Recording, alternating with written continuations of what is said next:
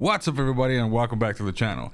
In today's video we're going to be looking at the Ball Lightning Sorcerer for Season 2 of Diablo 4.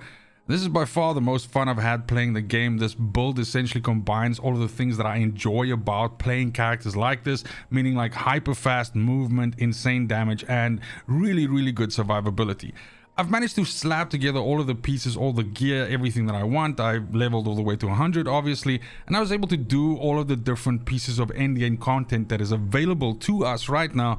So this is by far the most complete version of this, and I'd like to share it with you. As I started nearing the end of this build and putting all of the pieces together, my objective was really that I wanted to create a Swiss Army knife Ball Lightning Sorcerer. What I mean by this is I wanted this build to be able to do tier 100 nightmare dungeons, Uber Lilith, Duriel, pretty much any content that you could throw at this build. I wanted it to be able to do it without having to switch a single Paragon point, without having to switch skills around, points around, anything like that, or gear.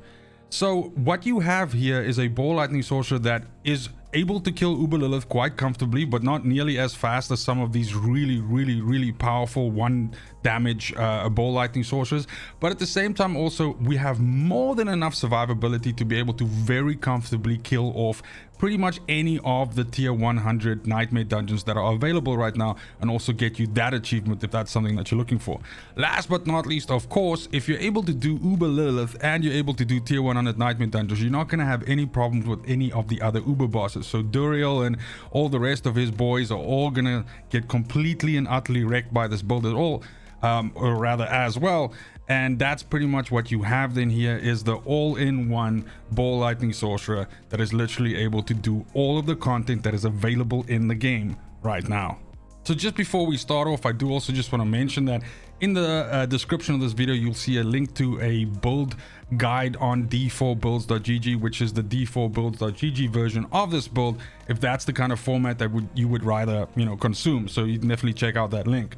However, during the video I will explain where I feel that I've made decisions that are a little bit different to the norm for Ball Lightning, and some of the choices obviously that I made because of that. But as mentioned, starting us off with skills first and foremost, and our first two our enchantment slots, let's talk about them first. I'm using Firebolt because we want to benefit from Devouring Blaze, which is one of the choices we can make in the skill tree. And I'm also using Arc Lash, which basically means that whenever you use a cooldown, enemies around you are stunned for 0.5 seconds. Now, out of the 6 skills that you have on your bar, 5 of those skills are cooldown skills. So you really do get a lot of mileage out of this. And you'll see that my version of Ball Lightning leans a lot into Lightning's ability to stun enemies. And that's kind of like 2 reasons for that, why I think it's beneficial. One, enemies that are stunned can't deal any damage to you, so that's good shit. And secondly, we are also dealing a lot of additional damage to enemies that have stun on them. So it's just kind of like good. But in terms of like the 6 skills that we're using, some of these are super cookie cutter, and generally you'll see them on all Ball Lightning builds. But first and foremost, of course, Frost Nova. That is a defensive tool as well as a vulnerable enabler for us, so really good. I use Lightning Spear because Lightning Spear just once again is another enabler for us, and also feeds more into this stun sort of mechanic that we're also using in this build. I use Unstable Currents because this in some ways can double or triple your DPS on specific enemies, or let's rather say on a tanky enemy, especially on bosses. This can be quite insane.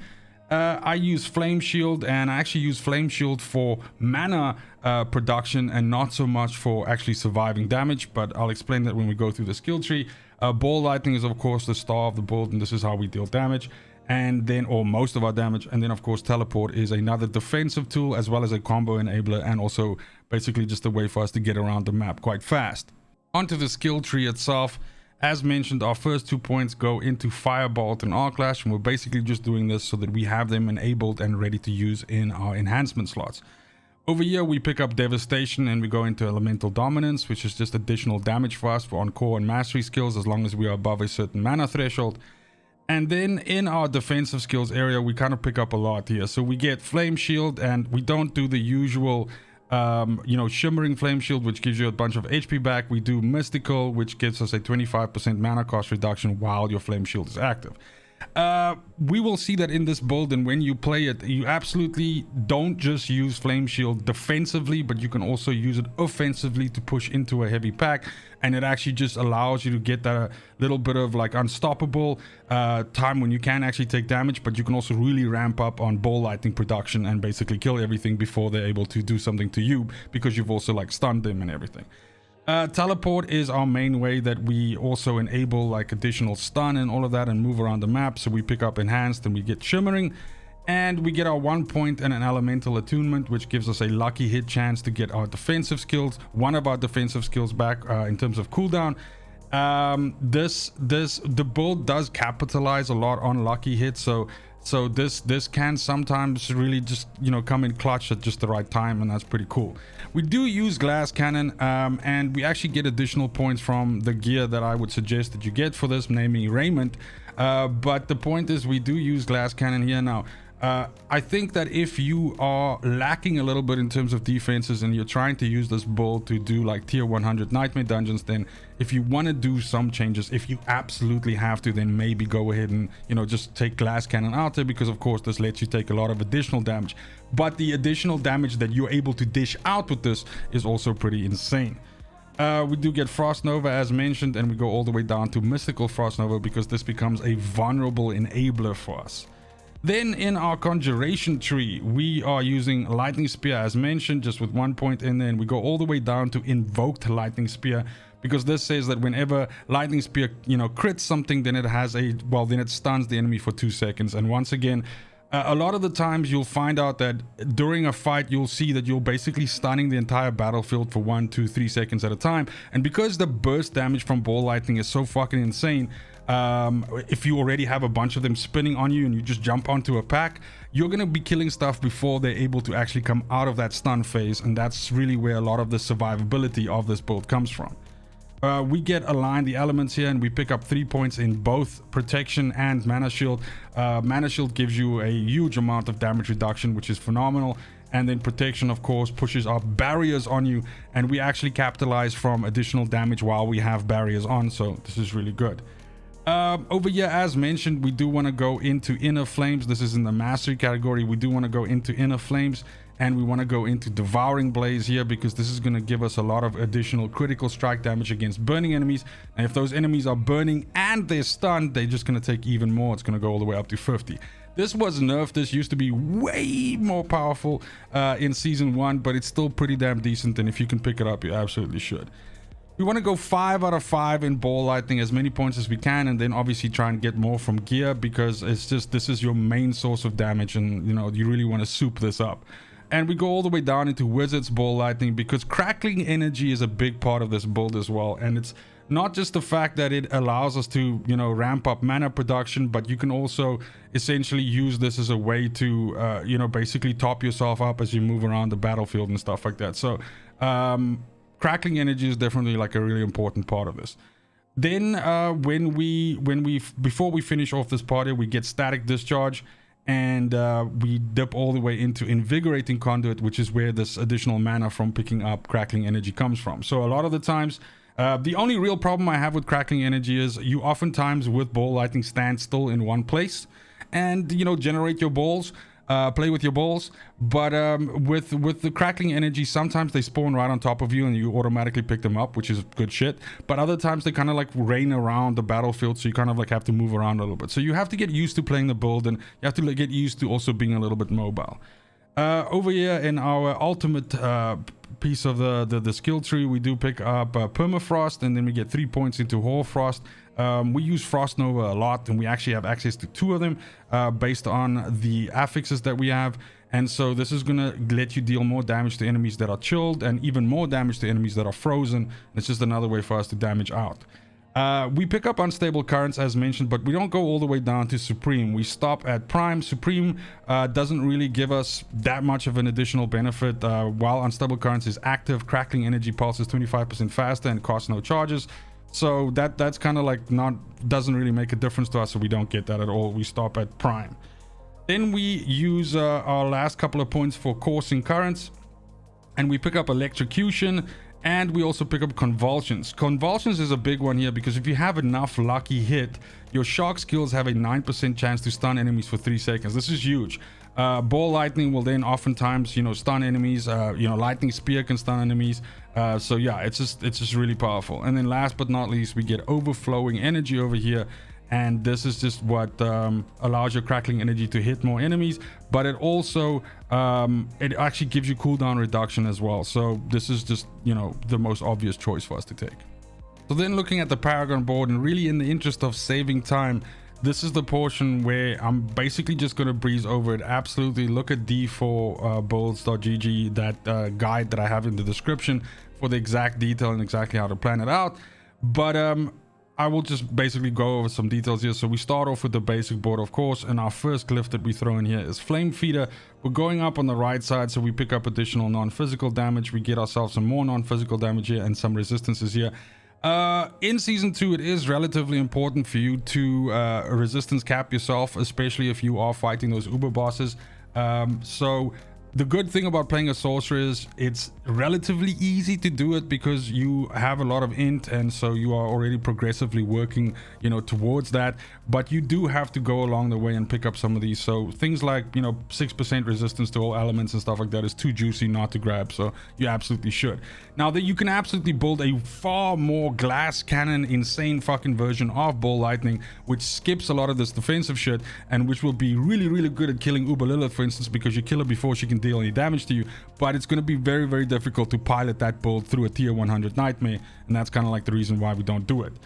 So then when we go onto our second board here, and our second board will be Elemental Summoner, we throw Control, the glyph, on there. But we go up here, we get the attack speed nodes over here. We go over here, we get this non-physical damage over here, because that's of course lightning damage that we deal, or basically anything that's non-physical, so all of our elements. We absolutely pick up some conjuration skill damage here, and we get ourselves some more resistances here before, for our third board, we dip on over to Burning Instinct. Burning Instinct, we throw down Tactician as our glyph. We're getting ourselves some additional damage reduction from burning enemies here, because we are using our one enhancement slot, which basically says when we deal any damage to enemies, they burn. It means that enemies, generally speaking, if they're not immediately dead, they have the burn status on them, and then this gives you survivability against that. Additional ones over here in the name of Cinders. We also have Safeguard here, which is some damage reduction from elites, which is good. That's elites and bosses and everything, of course. We have Kindling, which is damage to burning enemies, again for the same reason. Enemies are going to be burning all the time. As soon as we deal damage to them, this makes us deal more damage to them, which is good shit. We also pick up Keeper of Flames over here, which is more damage reduction against you know, or rather from burning enemies. So as you can see, the build leans heavily into defenses as well. Now, Ball Lightning's damage is so high that even with all of these defenses, we are not limiting our ability to just really dish out damage, as you saw in the footage at the beginning of the video. But this just makes us more hardy and more survivable, and this is why this build, or this particular version of it, is, you know, so comfortable in doing like tier 100s as well. And I mean, for me, like my farming nightmare dungeons, right, which I just use to level up my glyphs, are like 85s. And that's like the easy mode ones, you know, like normally where people do 50s or 55s. 85s is like super comfortable with this, and you almost never dip, you know, even a little bit in terms of your HP. That's also largely due to the vampire powers, which we'll talk about a little bit later. For our fourth board, we go into Enchantment Master, and this one we kind of just scoot through quickly. We're dropping Territorial as a glyph in here. We pick ourselves up some more elemental damage here, and we get ourselves some more resistance over here before dipping into our fifth board, which is Ceaseless Conduit. Over here we're dropping Destruction in as the glyph. We pick up more lightning damage. That's our main source of damage with this build. We get some, you know, additional lightning resistance here, and we go all the way over here and pick up Hunter Killer, which is a lot of additional damage to elites, plus that really cool movement speed bonus as soon as you kill a bunch of elites. And this really helps you to just get through like dungeons like super fast. As soon as you kill a pack, you have a nice little speed burst onto the next pack, and so on and so forth. Our last board that we pick up is Static Surge, and over here we're dropping Adept in here. This is one of the better glyphs because it's so it kind of just makes Ball Lightning a lot better, right? So first of all, it gives Ball Lightning a whole bunch more damage, but also increases the size of the spin, right? The size of the vortex of the Ball Lightnings around you. And yeah, so this is just really good. And we also get Incapacitate here, which is more damage against enemies that are stunned. We stun enemies all the time with this build, so kind of makes sense that we get that. Next up is Vampiric powers. And first and foremost, we're using Ravenous. Ravenous works off of Lucky Hit and essentially increases our attack speed by a factor of our total movement speed for 6 seconds. This is a huge DPS increase for us, and you will immediately notice the second this procs, because it'll just ramp up your damage insane. That's because attack speed, the way that it interacts with Ball Lightning, means that the ticks happen faster. In other words, your Ball Lightning deals damage quicker per rotation. So this is just as mentioned, a huge damage ramp up, and as you are engaging like a tough boss or something like that, you will immediately notice on the boss's life bar the minute this kicks in, because it'll just look like you're just melting the person. Accursed Touch is the next one. Again, working off of Lucky Hit, this has a chance to inflict Vampiric Curse. Vampiric Curse is essentially, you'll see a small skull above the enemies. When they have Vampiric Curse, when they die, you store their soul, and you can store up to 8 of their souls. And then when you activate a defensive ability, those souls run out of you like exploding corpses, basically blowing stuff up. In the footage that you've been seeing so far at the beginning of this video, you would have seen that happen, I think, once or twice. So that's essentially what's causing that. Now, we have a few defensive abilities. We have, of course, Frost Nova, which is a defensive. We have Flame Shield, which is a defensive. And we also have Teleport. So you are going to be proccing this a lot. You don't necessarily have to play around it, like, you know, kill stuff until you have 8 stored up and then only use a defensive ability. It's not that, let's say, build defining. The damage definitely does help, though. And it also does sort of like sow chaos around the battlefield, which definitely helps, you know, you dealing with some outliers that are standing a little bit further away and you aren't hitting them with your Ball Lightning. Our third one is Prey on the Weak. This is just more damage to vulnerable enemies, and also enemies that have Vampiric Curse on them are also considered vulnerable. So we are vulnerable, of course, got a nerf in, or let's rather say it was pulled into line with some of the other stats in Season 2, but it is still a good thing to stack as a damage bucket alongside something like crit and, you know, crit damage and that sort of thing. So this is just going to help you deal more damage to vulnerable enemies. Our fourth one is Domination, which is essentially a miniature aspect of control. We're already using aspect of control on this build. This is just more damage to stunned, immobilized, frozen, or injured enemies, and this is just an, you know, a further DPS increase for us. And last but not least, we also use Sanguine Brazier. Now, this is a defensive vampiric power, but it is ridiculously good because every time you kill an enemy, and this really helps when you're moving through packs and when you're doing, like, you know, nightmare dungeons and stuff like that. Every time you kill an enemy, you will fortify for 6% of your base life. This means most of the time you're running around with 2 life bars. You have your normal life bar and you have the fortify life bar. And the cool thing is, as soon as your fortify is actually more than your maximum, than half of your maximum life, you also get 8% critical chance increase, which is also just really, really good. Lastly, let's talk about gear and aspects. Now, I do also one last time want to remind you that if you go to that d4builds.gg link that's in the description, you're going to see stat preferences mentioned there as well. So I'm also telling you exactly which stats you should be looking for on each gear piece, and all of the aspects are also mentioned there. But first and foremost, Frostblast aspect is really good for us because it gives us a second Frost Nova. And as long as you stack a decent amount of cooldown reduction and you get a good version of this, the 30% one, your cooldowns for your Frost Novas are not going to be that much higher than, let's say, normal. And the fact that you have 2 of these is just really, really usable and allows you to essentially just, you know, use that to get out of shit more often. Raiment of the Infinite is not necessary for this build to work, but if you want something that just doubles down on the ability to stun enemies and to essentially move around the map and cause damage while you do it with teleport, then Raiment of the Infinite is really good. The good news is you can target farm this by, you know, attacking some of the uber bosses, so, you know, there is a way for you to get this. But this does also increase your ranks in Glass Cannon, so be aware of that. If you already have 3 points in Glass Cannon, this is going to take you to 5 points, which means 15% additional damage. So this might be something that you need to look at the beginning when you're still not as chunky and you start doing difficult nightmare dungeons. But nonetheless, this is really good. It sucks enemies in when you jump onto them. The alternative here is something like Godslayer Crown, which is a lesser, I think, powerful version of essentially exactly the same thing. I don't think there's a need to run both of these. I'm surely, I mean, you can if you want to, but just generally speaking, Raiment of the Infinite is more than enough, and this is really going to help you to do that wham bam thank you ma'am combo essentially. Then Exploiters is also a very, very good aspect for us, because this says that you have a increased crowd control duration. So this is when you freeze things, when you stun things, everything, that crowd control is increased. And then while enemies are unstoppable, you deal more damage to them as well. So also just a really good aspect. Disobedience is kind of like mandatory, especially if you want to be doing, you know, tier 100 nightmare dungeons, or let's say difficult content, because the additional armor that you get from this is just ridiculous. It's really good.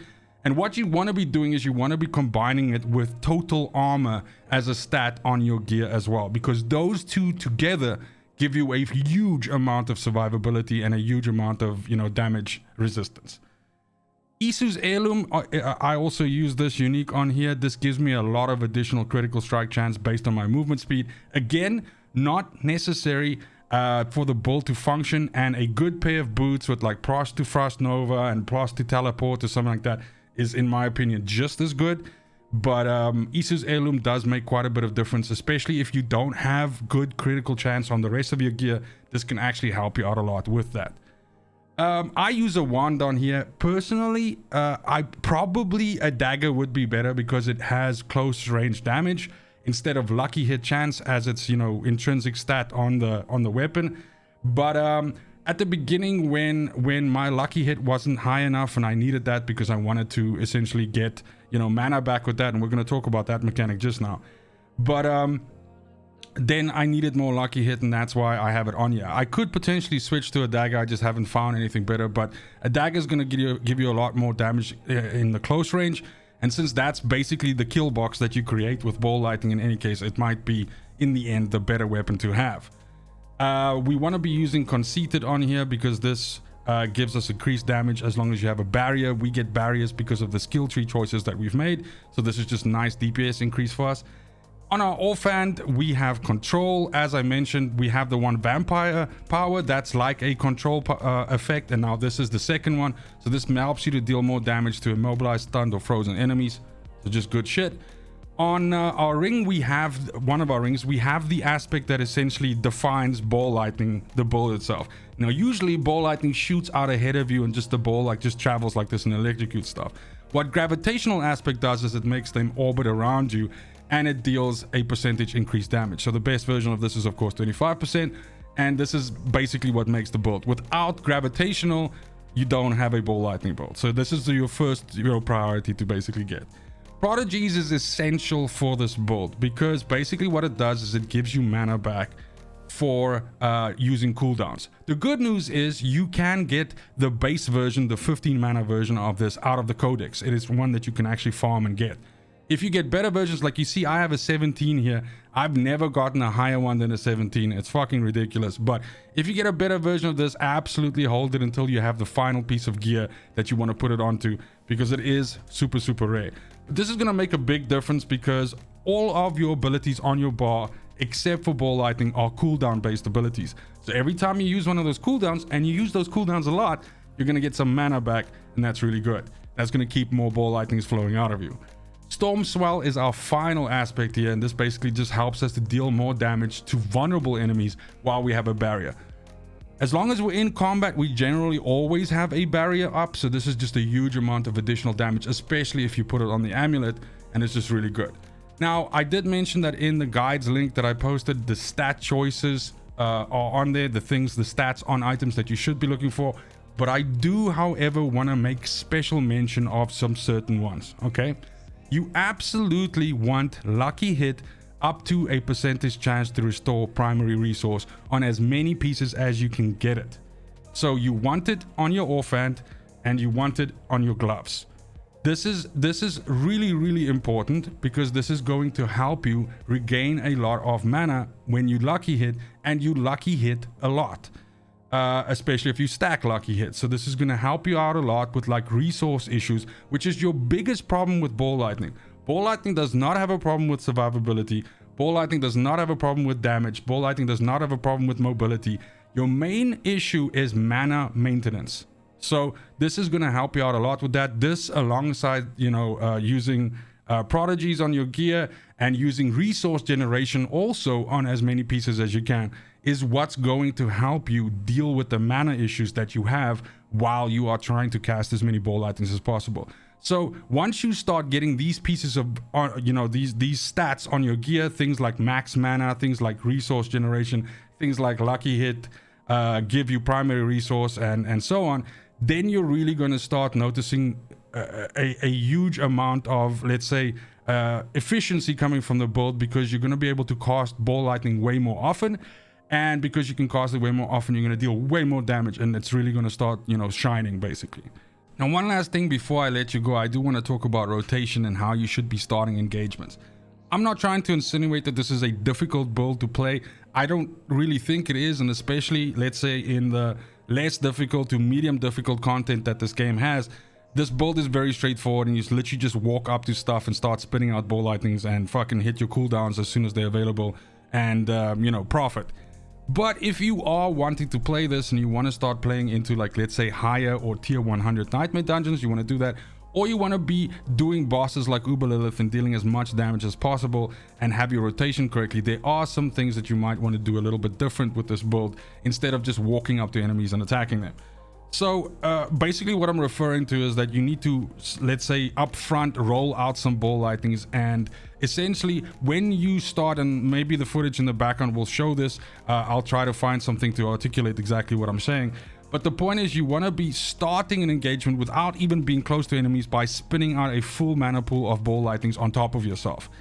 Then you teleport onto the enemies, which will then cause the stun effect from Raiment of the Infinite, and then you use your first cooldown of Frost Nova. Now, because you've used 2 cooldowns, you've already upped a bunch of your mana back into a pool. From the teleport, you got some, and then from using Frost Nova, you got some.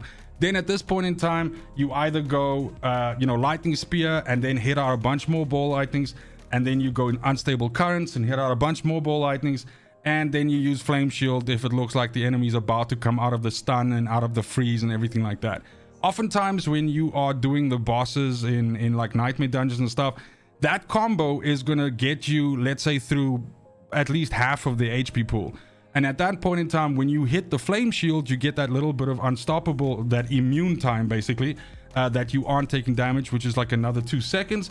And that is sometimes enough to actually seal the deal and kill the enemy off himself, you know, completely. Otherwise, at that point in time, you move out of range because, let's say, the boss has like a one-shot mechanic, or they have a fucking aura around them or something like that. But when you know that they're going to attack, you move out of the engagement, and at this point in time, your teleport will be back up again, and then you can essentially just re-engage and start the combo all over again. Now, while you're doing this, you are constantly using cooldowns, so you're constantly feeding mana back into your pool, which just lets you roll out more Ball Lightnings, and you're probably picking up some, you know, crackling energy as well, which is popping out of the enemies as you're hitting them, and so that's also going to give you more mana, and that's essentially the engine, how it works. Now, again, like I said, you can absolutely just walk up to a cluster of enemies, Frost Nova them, and start spinning out Ball Lightnings, but you'll really start noticing this build essentially really fly if you just preempt some Ball Lightnings beforehand and then, you know, essentially start your combo the way that I explained it. One other thing that is very, very important as well is, and definitely you will see this in some of the footage if you haven't already, is this build is at its strongest when you have a bunch of Ball Lightnings orbiting around you and you're moving. Standing still with this build or getting trapped somewhere with no Ball Lightnings around you is the quickest way to dying, and most of your deaths will be at that point in time. So with this build, movement is key, and always having Ball Lightning spinning on you is key, because as long as you do that, you are pretty much, I'm not going to say unkillable, but you're damn near unkillable. And that's it for the video. Thank you so much for watching, especially if you made it this far. Let me know in the comments down below if you have any further additional questions about this. I really tried to be as comprehensive as possible and cover as many things as I could which also explains why the video was a little bit longer than usual. But I do have timestamps in there so you can jump to whichever relevant part you think is more important to you that you need to spend some time on. Absolutely do check out that link as well, because that's gonna maybe answer some of the questions that you might have, and maybe cover some of the things that I might have glossed over or did not spend enough time on while we were discussing here. Other than that, it's just super important to me that you have a fantastic morning, afternoon, evening, wherever you are in the world. Till next video, fucking cheers.